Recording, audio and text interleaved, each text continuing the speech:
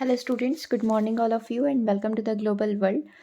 आज हम लोग यहाँ पर साइंस का सेशन कंप्लीट करने जा रहे हैं, जिसमें हम लोग पढ़ेंगे रासायनिक समीकरण और उसके सूत्र के बारे में।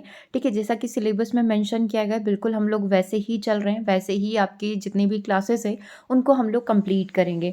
फर्स्टली जितने भी स्टूडेंट चैनल पर न्यू है, सब्सक्राइब द चैनल, ताकि इसी तरीके से रेगुलर बेसिस पर आपको वीडियोज़ की नोटिफिकेशन मिलती रहे। जब भी क्लासेस होती है आपको नोटिफिकेशन मिल जाएगी। और जैसा कि आप सभी स्क्रीन पर देख पा रहे हैं, आपका साइंस का टेस्ट सीरीज और एनसीईआरटी समरी अवेलेबल है।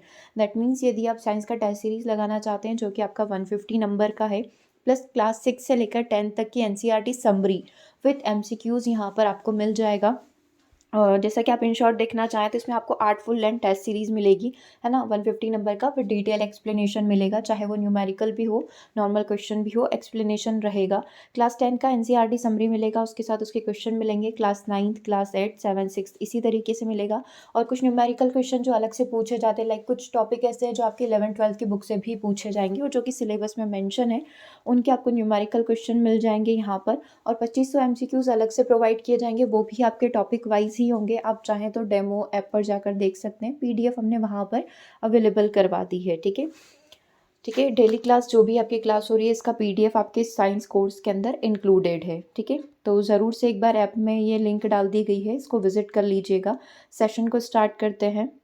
तो आज हम लोग यहाँ पर रासायनिक संकेत, सूत्र और समीकरण के बारे में पढ़ेंगे, है ना। बेसिकली ये सारी डेफिनेशंस ही हैं, क्योंकि जब आपने अम्ल क्षार लवण को पढ़ा, है ना, मिश्र धातु पढ़ा, तो आपने बहुत सारे सूत्रों को तो वहीं पर देख लिया, बहुत सारी इक्वेशंस को भी देख लिया, जस्ट लाइक प्रीवियस सेशन में हम लोग कर रहे थे। तो बस उनका थोड़ा सा थ्योरी हम लोगों को पढ़ना पड़ेगा, जस्ट बिकॉज ये सिलेबस में मैंशन है कि आपको इन चीज़ों के बारे में नॉलेज होना चाहिए, तो हम लोग पढ़ लेते हैं।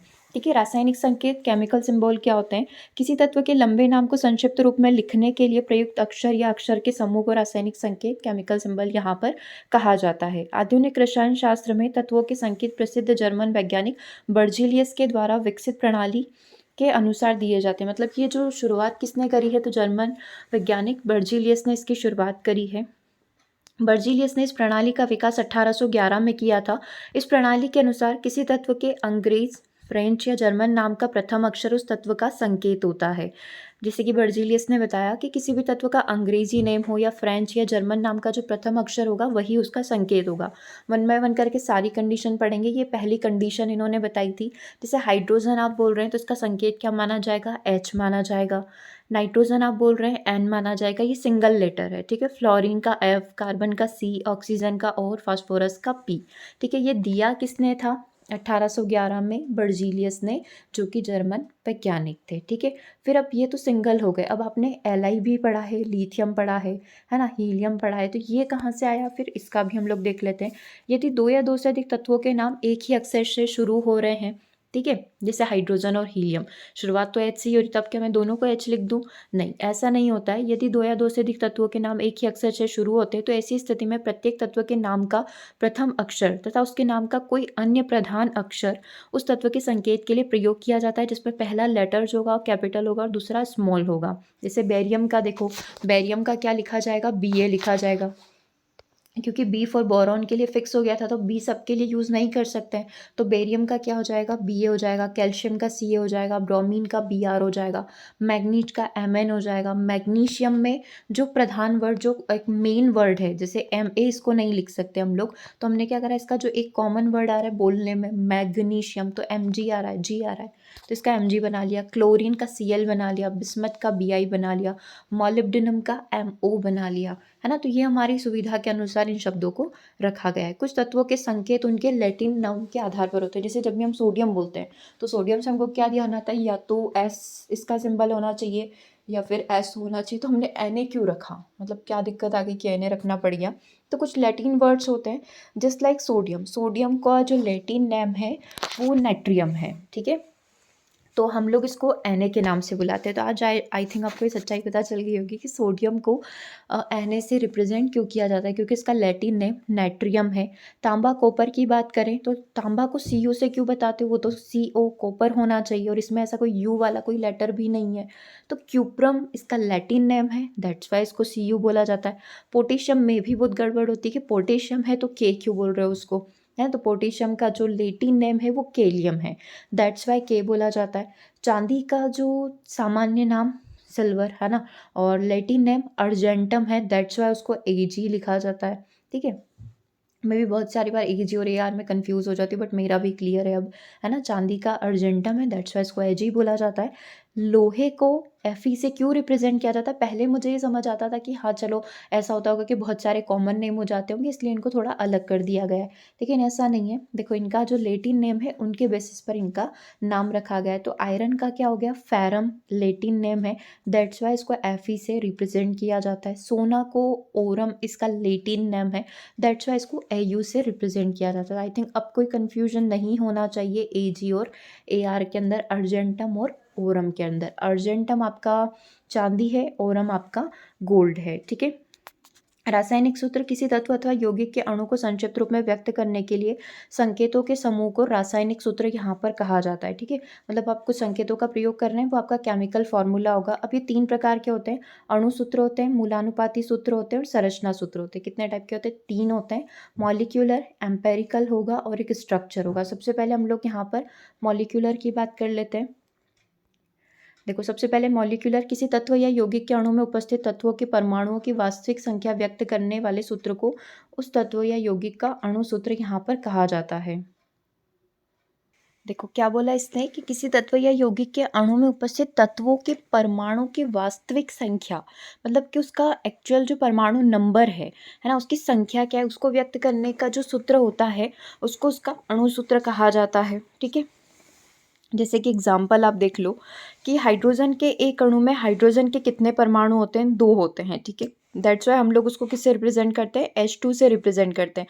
हाइड्रोजन के एक अणु में कितने परमाणु होते हैं? 2 होते हैं, दैट्स वाई उसको हम लोग यहाँ पर H2 लिखते हैं। और इसी कारण जल के एक अणु में हाइड्रोजन के 2 अणु को मिलाया जाता है और ऑक्सीजन का एक परमाणु होता है, दैट्स वाई जल का जो सूत्र होता है वो क्या होता है? H2O यहाँ पर होता है, ठीक है। इतना क्लियर है? क्या बोला इसने? अणु सूत्र मॉलिक्यूलर फॉर्मूला कैसे निकाला जाता है? उसका जो परमाणु नंबर है वो उसका अणु सूत्र यहाँ पर कहलाएगा। हाइड्रोजन का हमने देखा कि हाइड्रोजन के एक अणु में कितने परमाणु होते हैं? 2 होते हैं, दैट्स वाई उसको H2 से लिखा जाता है।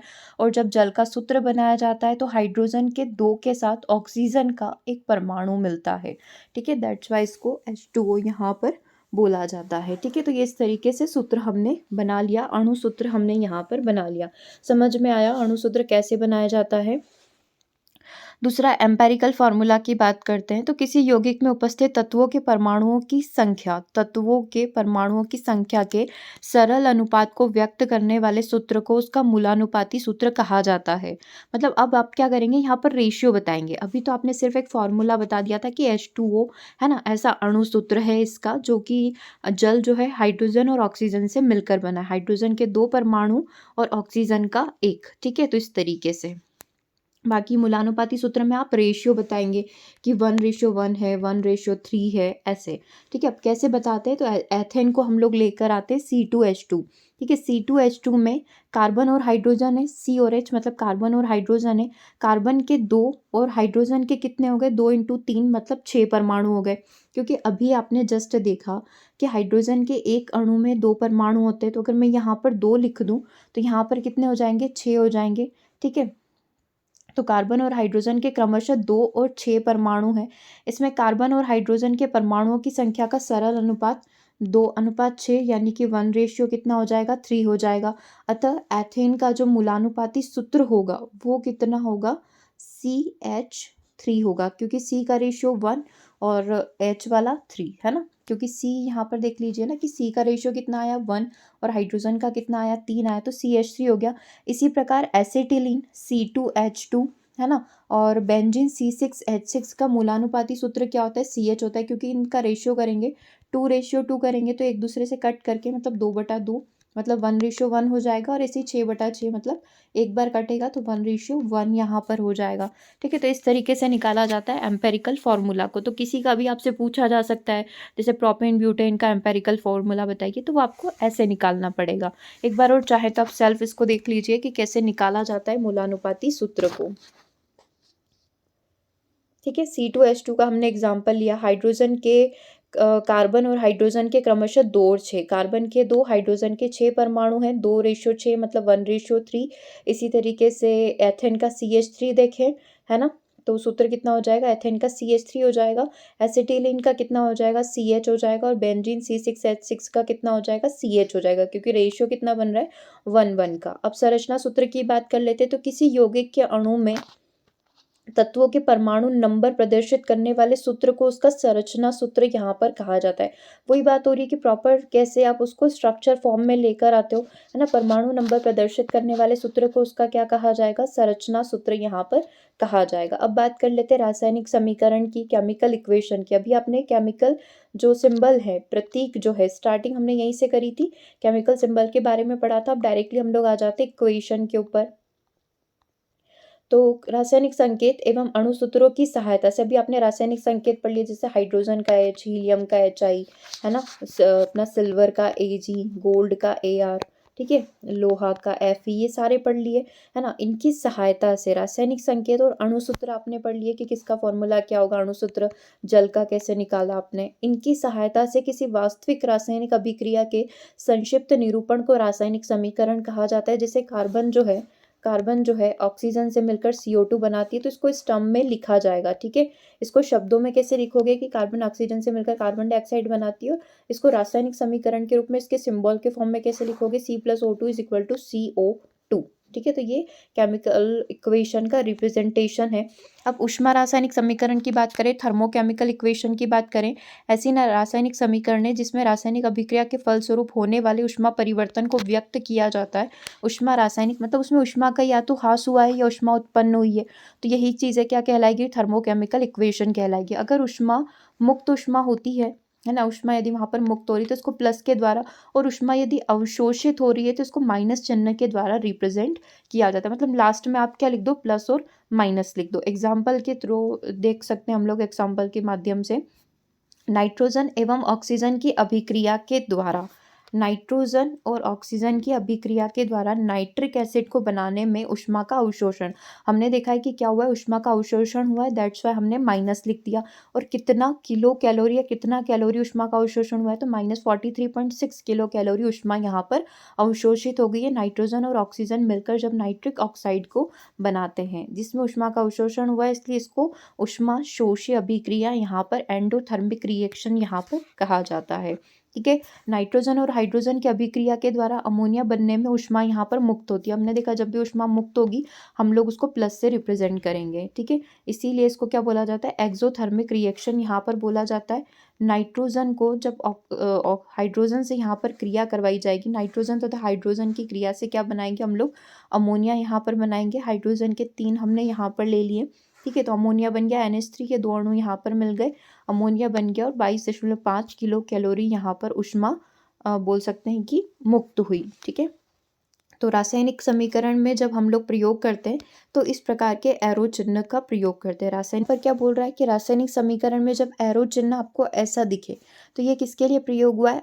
अनुत्क्रमणीय अभिक्रियाओं के लिए। और जब आपको ऐसा चिन्ह दिखे, जैसे कि अब जब हम लोग मुक्त ऊष्मा की बात कर रहे थे और जब ऊष्मा रिलीज हुई उसकी बात कर रहे थे, तो उसके लिए हम लोग इस चिन्ह का यहाँ पर प्रयोग करेंगे।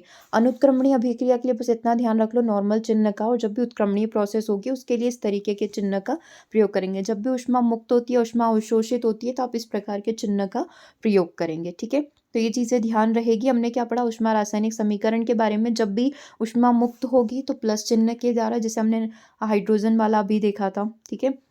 और जब भी ऑक्सीजन यहाँ पर अवशोषित होगी हम लोग माइनस चिन्ह का प्रयोग यहाँ पर करेंगे कि कितने कैलोरी में ऊष्मा यहाँ पर अवशोषित या फिर मुक्त हुई है, ठीक है? तो सबसे पहले हमने नाइट्रोजन की ऑक्सीजन से क्रिया करवाकर इस प्रक्रिया को देखा, फिर नाइट्रोजन और हाइड्रोजन की प्रक्रिया करवाकर हमने नेक्स्ट वाली ऊष्मा जो यहाँ पर मुक्त हुई है उस प्रोसेस को देखा, ठीक है? चलिए, रासायनिक अभिक्रिया में ऊर्जा का परिवर्तन कैसे होता है? तो देखो, जब भी रासायनिक अभिक्रिया में हमेशा ऊर्जा का कुछ ना कुछ परिवर्तन तो होता है। रासायनिक अभिक्रिया में भाग लेने वाले अभिकारक अधिक स्थायी निम्न ऊर्जा स्तर प्राप्त कर लेने की प्रवृत्ति रखते हैं। इसी प्रवृत्ति के कारण ये रासायनिक अभिक्रिया होती है। रासायनिक अभिक्रिया तब तक होती रहती है जब अभिकारकों की ऊर्जा प्रतिफल की ऊर्जा से अधिक ना हो जाए। मतलब ये क्या कहने की यहाँ पर कोशिश कर रहा है कि जब भी इक्वेशन होगी ऊर्जा का परिवर्तन तो देखो वहाँ पर होगा, ऊर्जा का ट्रांसफॉर्मेशन होता है ना।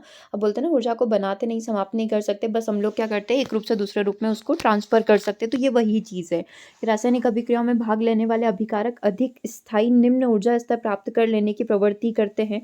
इस प्रकार की वो प्रवृत्ति रखते हैं। इस प्रवृत्ति के कारण रासायनिक अभिक्रिया होती है, और ये तब तक होती है जब अभिकारकों की ऊर्जा प्रतिफल की ऊर्जा से अधिक नहीं हो जाती, तब तक केमिकल रिएक्शन यहाँ पर, रासायनिक अभिक्रियाएं यहाँ पर होती रहती है। ठीक है। अब सक्रिय उत्तेजित अवस्था के बारे में, एक्टिवेटेड या फिर एक्साइटेड स्टेट के बारे में बात कर लेते हैं। किसी भी रासायनिक अभिक्रिया के पूर्व अभिकारक जो होते हैं कुछ अतिरिक्त ऊर्जा का अवशोषण करके एक उच्चतर ऊर्जा अवस्था में परिवर्तन हो जाते हैं। यह अवस्था सक्रिय उत्तेजित अवस्था यहाँ पर कहलाती है। ठीक है। क्या इन्होंने बोला है कि जब भी कोई इक्वेशन यहाँ, कोई भी अभिक्रिया यहाँ पर होने वाली होती है, उससे पूर्व जो है अभिकारक कुछ अतिरिक्त ऊर्जा का पहले ही क्या कर लेते हैं, अवशोषण करके एक उच्चतर ऊर्जा अवस्था में परिवर्तित हो जाते हैं, और इसी ही सक्रिय एक्साइटेड स्टेज के नाम से जाना जाता है। अब ये एक्टिवेशन एनर्जी क्या होती है, एक्टिवेशन एनर्जी को पढ़ लो। अभिकारकों के सक्रिय उत्तेजित अवस्था में परिवर्तन होने के लिए अवशोषित अतिरिक्त ऊर्जा को सक्रियण ऊर्जा यहाँ पर कहलाया जाता है। क्या बोला इसने, अभिक्रिया के सक्रिय उत्तेजित अवस्था में परिवर्तन होने के लिए जो अतिरिक्त अवशोषित ऊर्जा जो होती है वही उसकी एक्टिवेशन एनर्जी होती है। मतलब जैसे कि गाड़ी को स्टार्ट करने के लिए पेट्रोल चाहिए होता है ना, वैसे ही यहाँ पर किसी भी केमिकल इक्वेशन को करवाने से पहले एक अतिरिक्त ऊर्जा अवशोषित की जाती है, वही उसकी क्या कहलाती है, एक्टिवेशन एनर्जी कहलाती है। दूसरे शब्दों में बोल लो तो अभिकारकों को सामान्य अवस्था से उत्तेजित अवस्था में लाने के लिए जितनी अतिरिक्त ऊर्जा की आवश्यकता होती है वो उसकी एक्टिवेशन एनर्जी होती है। ठीक है। मतलब थोड़ी सी मात्रा में ऊर्जा चाहिए होगी ताकि इक्वेशन स्टार्ट हो पाए। ठीक है। अब ये दो प्रकार की होती है, ऊष्माक्षेपी और ऊष्माशोषी। ठीक है। वही चीज़ है ये जो अभी आपने पढ़ी थी, ऊष्मा का अवशोषण होगा, वही वाली चीज़। तो देखो वे रासायनिक अभिक्रिया जिसमें ऊष्मा का उत्सर्जन होता है ऊष्माक्षेपी अभिक्रिया कहलाती है। जैसे नाइट्रोजन और हाइड्रोजन आपस में सहयोग करके अमोनिया बनाते हैं, इसमें काफ़ी मात्रा में ऊर्जा मुक्त होती है, और अमोनिया का बनना एक ऊष्माक्षेपी एक्सोथर्मिक प्रोसेस यहाँ पर कहलाता है। कार्बन को अगर आप हवा में जलाएंगे तो CO2 बनेगा, और यहाँ पर भी ऊष्मा रिलीज होगी, तो ये भी क्या हो गया, ऊष्माक्षेपी अभिक्रिया हो गई। अब ऊष्माशोषी से समझ आ रहा है, शोषी मतलब कि अवशोषण कर लेना। ठीक है। तो वे रासायनिक अभिक्रिया जिसमें ऊष्मा का अवशोषण होता है ऊष्माशोषी अभिक्रिया कहलाती है। जैसे नाइट्रोजन और ऑक्सीजन के मिश्रण को उच्च ताप यानी कि 3000 डिग्री सेंटीग्रेड पर गर्म करके नाइट्रिक एसिड बनाएंगे तो काफ़ी मात्रा में ऊर्जा यहाँ पर अवशोषित हो जाएगी। ठीक है। कार्बन और गंधक यानी कि जो सल्फर है, इस सब परस्पर सहयोग करके कार्बन डाइऑक्साइड बनाते हैं। इस प्रक्रिया में भी काफ़ी मात्रा में ऊष्मा का अवशोषण होता है। ये होती है आपकी ऊष्माशोषी अभिक्रिया। ठीक है। अब बंधन ऊर्जा, बॉन्ड एनर्जी के बारे में पढ़ लेते हैं। किसी पदार्थ के एक मोल में उपस्थित सभी बंधनों को तोड़कर अणुओं को परमाणुओं में परिवर्तित करने के लिए आवश्यक ऊर्जा को उसकी बंधन ऊर्जा कहते हैं। है ना। क्या बोला है, सभी बंधनों को तोड़कर अणुओं को परमाणुओं में परिवर्तित करने के लिए जितनी ऊर्जा की आवश्यकता होगी वो उसकी बॉन्ड एनर्जी कहलाएगी। दूसरे शब्दों में यदि हम लोग कहें तो मुक्त परमाणुओं के बीच में परस्पर सहयोग कराकर किसी पदार्थ के एक मोल में सभी बंधनों का निर्माण कराने पर जितनी ऊर्जा उत्सर्जित होगी वह उसकी बंधन ऊर्जा कहलाएगी। बंधन ऊर्जा को रिप्रेजेंट किया जाता है, या इसकी जो यूनिट होती है किलो जूल प्रति मोल, पर मोल में हम लोग इसको कैलकुलेट करते हैं। अब इसके कुछ नोट है, मतलब कुछ इंपॉर्टेंट पॉइंट है। बंधनों का टूटना, अगर बंध टूट रहे हैं, जैसे कि आपने बंधन को तोड़कर अणु को तोड़कर फिर परमाणु निकला, है ना, तो बंधनों का टूटना ऊष्माशोषी अभिक्रिया। जबकि बंधनों का निर्माण होना, परमाणु से अणु, अणु से फिर पूरा एक आपका अणु सूत्र बनाया और इस तरीके से पूरी इक्वेशन बनाई, तो वो ऊष्माक्षेपी अभिक्रिया होगी। दूसरा पॉइंट, किसी पदार्थ में उपस्थित कुल बंधनों की ऊर्जा को उस पदार्थ की ऊर्जा कहा जाता है।